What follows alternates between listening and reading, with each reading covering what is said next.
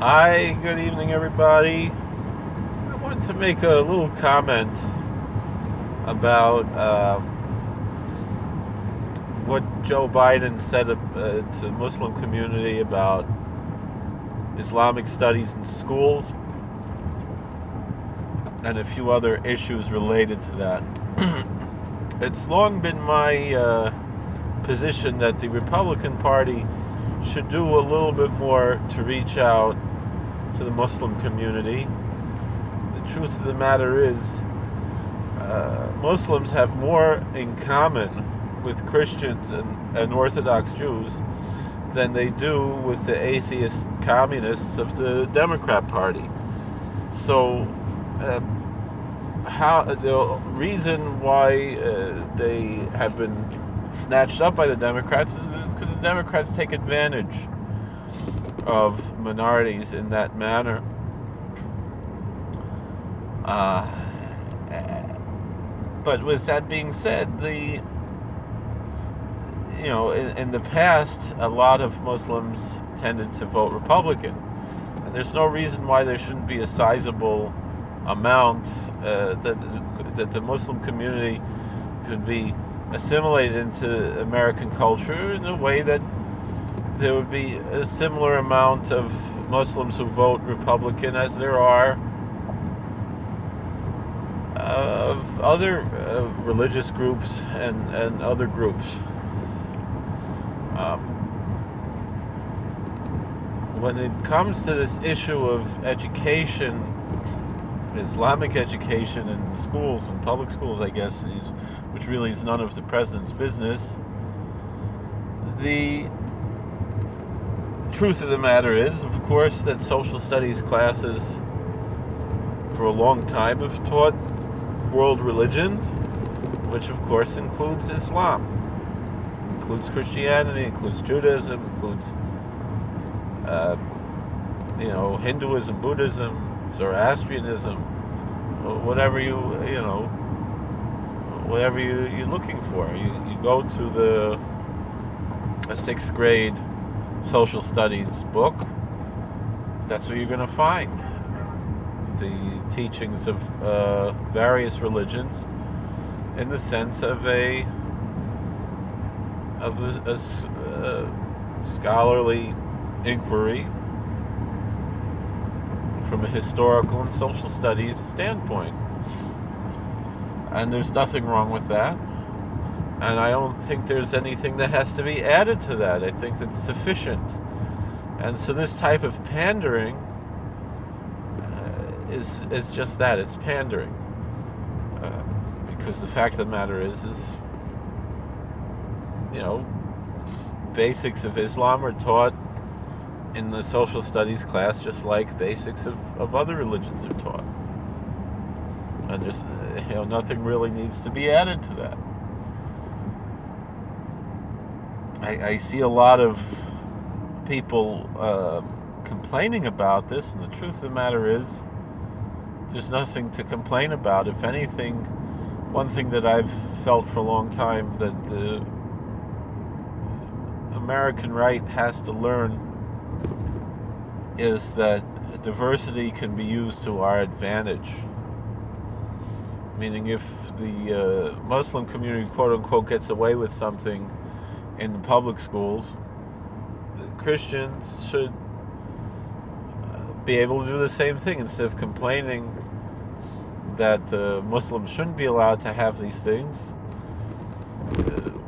should find Christian equivalencies.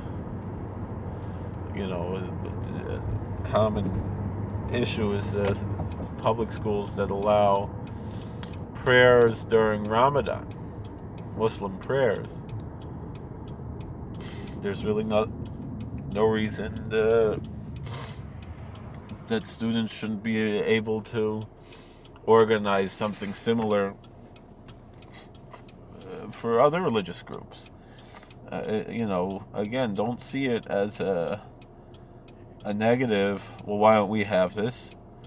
Work to get it, because if they were able to do it, you should be able to do it too. And if not, then that's where the problem is.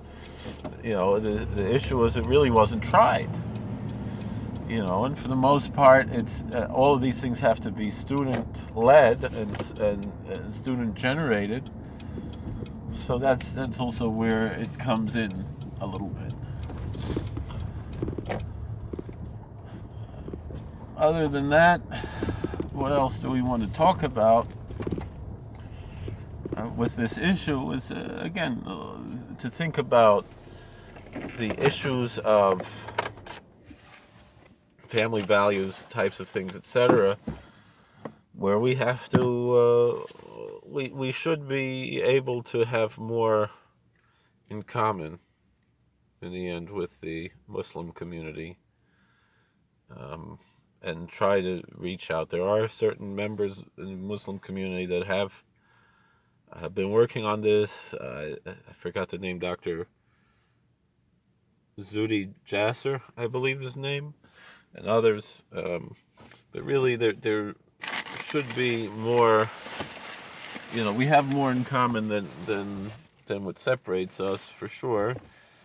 And those things that we have in common are the exact things that we don't have in common with the left. And so, meaning Muslims stand on various issues, what Christians would generally call the family values issues, are identical, if not more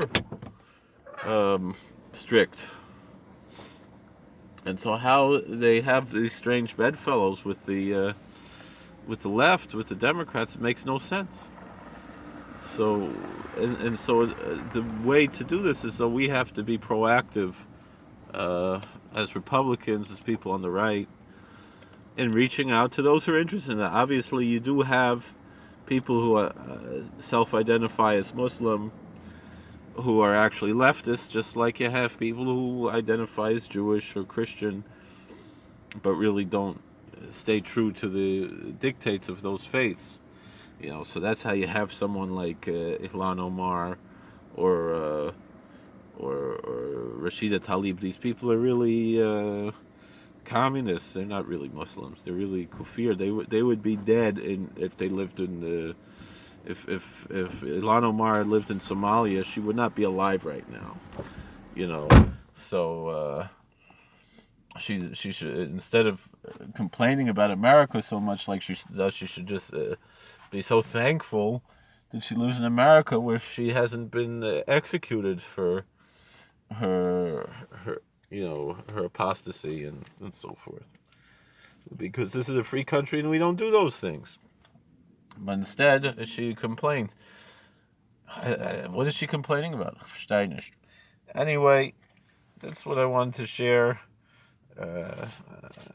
Thank you for watching. God bless. Please like, share, and subscribe, comment. And there is a truth that we have to embrace diversity as a conservative value.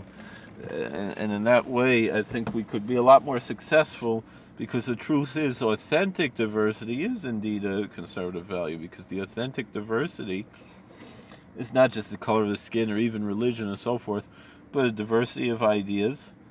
And the fact of the matter is you don't have a monolithic ideology on the American right. So it's different from what the Europeans call their right, which is really just a variation of what the left, both in America and in Europe, because Europe is more a collectivist ideology, whereas America, it's about the individual. It's about the most important minority is the minority of one, and if we embrace that, we'll be a lot more successful. We're already pretty successful, but we have to be more. And part of that is reaching out with the ideas and just sharing the ideas and letting people decide on their own. When they hear these ideas, they're going to come to the conclusion with just common sense. Thank you for watching. God bless. Please like, share, and subscribe, comment, and we'll see you later.